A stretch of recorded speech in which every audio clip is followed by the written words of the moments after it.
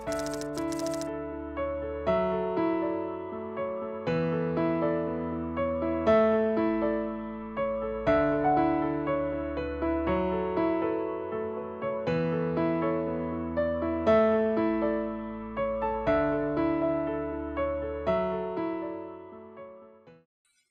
এখনকার আলোচনার টপিক হচ্ছে কার্তেশীয় গুণজ বা কার্তেশিয়ান প্রোডাক্ট। কার্তেশিয়ান প্রোডাক্ট এটা বোঝার আগে চলো আমরা জাস্ট অন্য কিছু একটা জিনিস দিয়ে কার্তেশিয়ান প্রোডাক্ট আমরা স্টার্ট করতেছি। মনে করো যে ক্লাস 10-এর আমি 3জন স্টুডেন্টকে নিচ্ছি আর ক্লাস 9-এর আমি 3জন স্টুডেন্টকে নিচ্ছি। তো আমি বললাম যে ক্লাস 10-এর যে 3জন স্টুডেন্ট থাকবা তারা এই পাশে দাঁড়াও, তারা হচ্ছে ABC, অর্থাৎ আবুল বাবুল কাবুল 3জন স্টুডেন্টকে আমি নিলাম ক্লাস 10-এর।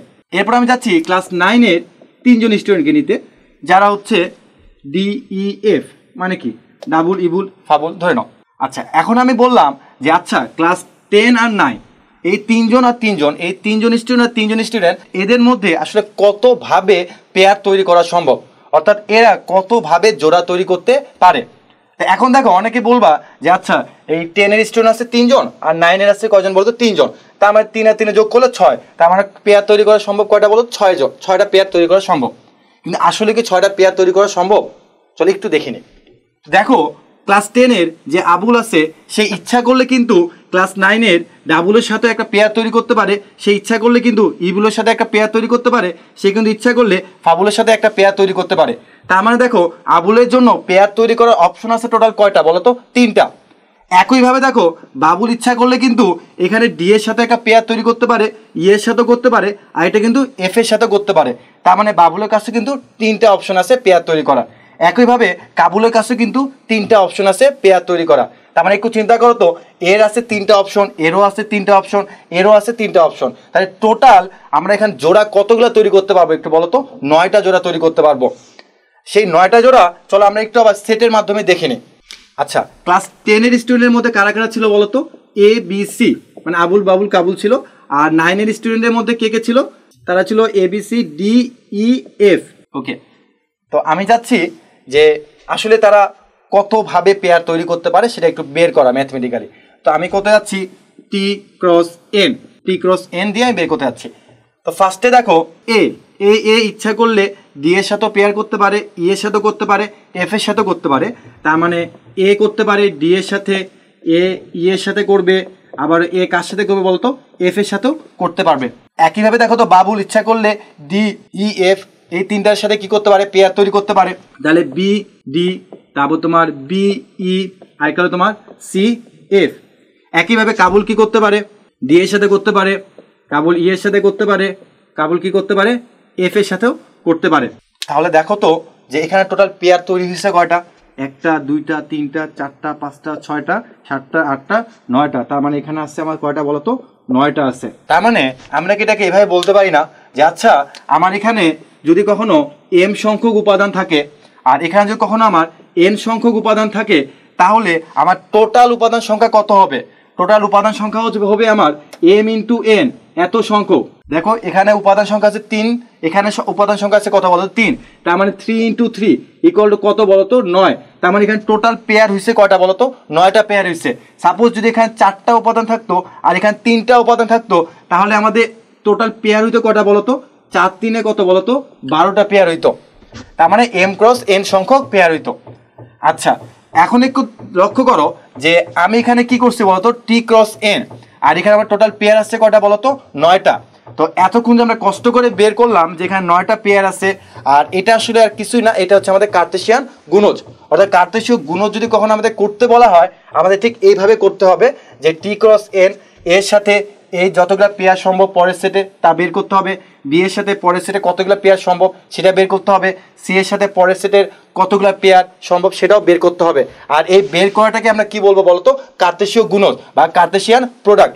আচ্ছা, এখন একটু লক্ষ্য করো যে আমি যখন টি ক্রস এন লিখছি তখন দেখো তো যে টি এর উপাদানগুলো কে কে ছিল বলতো? এ বি সি মানে আবুল বাবুল কাবুল। তো আমি এখানে এন এর আগে কিন্তু টি কে লিখছি।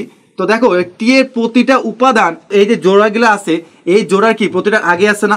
দেখো তো যে টি এর উপাদান হচ্ছে এ বি সি, তাহলে এই প্রতিটা জোড়ার মধ্যে এ কি আগে আছে না? অবশ্যই আগে আছে। প্রতিটা জোড়ার মধ্যে দেখো তো বি আগে আছে না? বিও আগে আছে। প্রতিটা জোড়ার মধ্যে দেখো তো সি আগে আছে না? সিও কিন্তু আগে আছে। তার মানে দেখো যে আমি যদি আগে টি কে লিখি পরে এন কে লিখি, তাহলে টি এর যে উপাদানগুলো আছে সেই উপাদানগুলো কিন্তু প্রত্যেকটা জোড়ার মধ্যে আগে আগে থাকবে, কখনো কিন্তু এন এর উপাদানগুলো আগে থাকবে না। আচ্ছা, তার মানে দেখো তো যে আমরা এখানে কি লক্ষ্য করতেছি যে এ আর ডি একটা কি জোড়ায় জোড়ায় আছে না, অর্থাৎ প্রত্যেকটা উপাদান আছে এখানে জোড়ায় জোড়ায়, তার মানে তারা আছে তোমার জোড়ায় অবস্থায়, প্রতিটা উপাদান আছে আমাদের এখানে জোড়ায় জোড়ায়। আবার একটু লক্ষ্য করো তো এই প্রতিটা উপাদানের মধ্যে অবশ্যই কি টি এর উপাদানগুলো আগে আসে না, তুমি ইচ্ছা করলে কিন্তু টি ক্রস এন লিখে এন এর উপাদানগুলোকে আগে লিখতে পারবা না, অর্থাৎ তুমি ইচ্ছা করলে ডি কে আগে বা এ কে পরে লিখতে পারো না, এখানে একটা ক্রম কাজ করতেছে, মানে তোমাকে এ আগে লিখতে হবে পরে তোমাকে ডি লিখতে হবে, তার মানে এখানে একটা কি কাজ করতেছে বলতো, ক্রম কাজ করতেছে। তাহলে আমরা এই দুটাকে যদি একসাথে লিখি তাহলে কি লেখা যায় বলতো, যে ক্রম জোড়। তার মানে এই যে প্রত্যেকটা যে জোড়ায় জোড়ায় উপাদান আছে পেয়ার অবস্থায় আছে তাদেরকে আমরা এখন থেকে কি বলবো বলতো, ক্রম জোড় বলবো। কারণটা কি, তারা জোড়ায় জোড়ায় আছে এবং এখানে একটা ক্রম কাজ করতেছে, যে যাকে আগে দিব তার উপাদানগুলো আগে আসবে, যাকে পরে লিখবো তার উপাদানগুলো পরে আসবে, তার মানে এগুলোকে আমরা বলবো ক্রমজোড়। তার মানে এখানে টোটাল কয়টা ক্রমজোড় আসতেছে বলতো, টোটাল আসতেছে আমাদের 9টা ক্রমজোড় আসতেছে আমাদের এখানে টোটাল 9টা। তার মানে কার্টেশীয় প্রোডাক্টের মধ্যে তোমাকে অবশ্যই উপাদানগুলোকে জোড়া জোড়া লিখতে হবে এবং তোমাকে উপাদানগুলোকে অবশ্যই একটা ক্রম মেনটেন করে রাখতে হবে। আচ্ছা, এবার আমরা চাচ্ছি এই কার্তেশীয় গুণজটাকে সেট গঠন পদ্ধতিতে লিখতে, কার্তেশীয় গুণজটাকে সেট গঠন পদ্ধতিতে লিখতে। চলো আমরা একটু দেখে নিই যে কিভাবে এটাকে সেট গঠন পদ্ধতিতে লেখা যায়। আচ্ছা, মনে করো দুইটা সেট আছে, একটা সেট হচ্ছে এ আর একটা হচ্ছে বি, এ ক্রস বি। তো এদেরকে যাচ্ছি যে আমি কিসের মাধ্যমে প্রকাশ করতে, সেট গঠন পদ্ধতিতে। ওকে, তাহলে একটা সেকেন্ড ব্র্যাকেট দেওয়া লাগবেই। ওকে, একটু চিন্তা করো যে এই কার্তেশীয় গুণজের মধ্যে যে উপাদানগুলো থাকে তারা কিভাবে থাকে, জোড়া জোড়া থাকে। তার মানে যে উপাদানগুলো আসবে তারা অবশ্যই কিভাবে থাকবে, জোড়া জোড়া থাকবে। ফার্স্ট আমাকে এটা বলে দিতে হবে যে এ ক্রস বি মানে আমার যে উপাদানগুলো আসবে তারা অবশ্যই জোড়া জোড়া থাকবে। ওকে, সাজডেড। এরপরে চিন্তা করতো জোড়া জোড়া আসলো, কিন্তু এর উপাদানগুলো এখানে এক্স বলতে আসলে কার উপাদানগুলো বলতো, এ সেটের উপাদানগুলো বোঝাচ্ছে, ওয়াই বলতে আসলে কার উপাদানগুলো বলতো, বি সেটের উপাদানগুলোকে বোঝাচ্ছে। তাহলে আমাকে সেটা একটু ইন্ডিকেট করে দিতে হবে যে এক্স বিলংস টু এ, তার মানে এক্স এর উপাদানগুলো আসবে হলো এ সেট থেকে। একইভাবে ওয়াই আসবে কি বলতো, বি সেট থেকে, ওয়াই বিলংস টু কি বলতো, বি।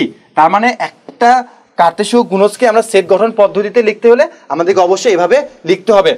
আচ্ছা, তো তোমাদের প্রথমে বলে রাখি যে কার্তেশীয় গুণজটা আসলে ইম্পর্টেন্ট, কিন্তু ইম্পর্টেন্ট হওয়ার পরও এটাকে কিন্তু আলোচনা সবার শেষে রাখা হয়েছে, অর্থাৎ এই লেকচারে সবার শেষে রাখা হয়েছে। এর কারণ হচ্ছে একটাই, যে এই কার্তেশীয় গুণজের উপরে বেস করে কিন্তু আমাদের নেক্সট ভিডিওগুলো আসবে, এবং নেক্সট ভিডিওতে আসবে তোমার অন্বয় আর ফাংশন। অন্বয় আর ফাংশন পুরোটাই কিন্তু তোমার কার্তেশীয় গুণজের উপর বেস করে কিন্তু বোঝানো হবে। আর এই জন্য তোমাদেরকে অবশ্যই কার্তেশীয় গুণজটাকে ভালো মতো বুঝতে হবে। কারণটা দেখো যে অন্বয় আসলে কার্তেশীয় গুণজ থেকে আসবে আর ফাংশন আসবে হলো তোমার অন্বয় থেকে, আর মূলত তোমার এই কার্তেশীয় গুণজ থেকে আসবে হলো অন্বয় আর ফাংশন। আজকের লেকচার এখানে শেষ করতেছি, এরপরে নেক্সট দিনে দেখা হবে।